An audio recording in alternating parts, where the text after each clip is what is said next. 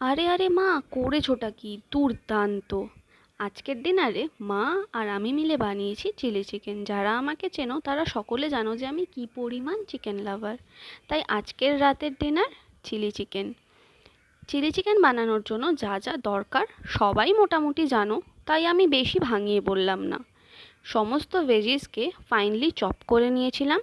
তারপর সসের রেশিওটা আমি আমার চিকেন অনুযায়ী রেখেছি। হ্যাঁ, এখানে একটু চিলি সসটা বেশি ইউজ করেছি কারণ আমি ঝাল খেতে একটু ভালোবাসি। এরপরে টমেটো সস ভালো করে মিক্স করে রেখে দিয়েছি। আর অবশ্যই চিকেনটাকে আধা ঘন্টা আগে ম্যারিনেট করে রাখতে হবে। কর্নফ্লাওয়ারটাকেও আমি প্রস্তুত করে রেখেছি। এরপরে সব থেকে ফেভারিট পার্ট হচ্ছে এই চিকেন পকোড়াগুলো ভাজা। এই পকোড়া যতগুলো ভাজা হয়েছে তা চিলি চিকেনে কম ইউজ হয়েছে, নর্মাল পকোড়া হিসাবে বেশিই খাওয়া হয়ে গেছে। তারপর অল্প করে সবজিগুলোকে ভাজবে, যেন বেশি ভাজা না হয়ে যায়। মোটামুটি হালকা যখন লাল লাল হবে তখন এতে নুন আর চিনি পরিমাণ মতো অ্যাড করে নেবে।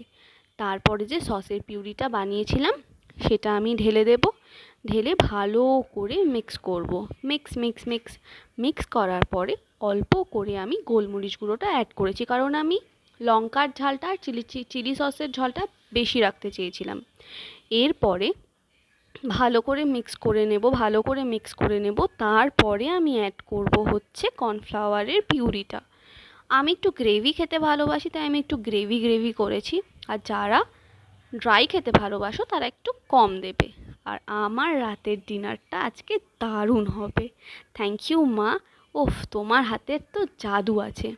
আমিও একটু একটু হেল্প করেছি, বাট তোমার মতো আমি করতে পারবো কি না জানি না।